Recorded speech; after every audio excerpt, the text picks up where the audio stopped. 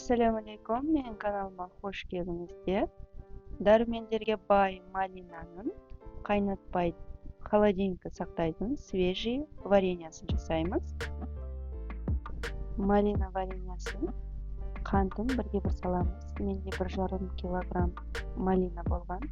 1,5 килограмм қант салып блендердан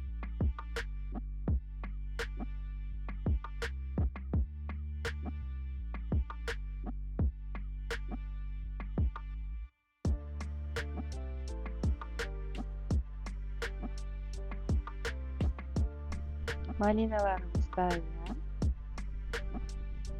бөтелкелерге құйып, холодильникте сақтайтын боламыз.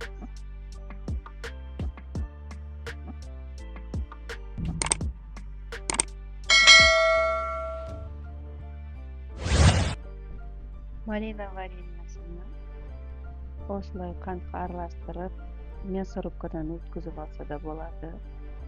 Сосын судың бөтелкелері, тоқтың бөтелкелеріне құйып алуға да болады.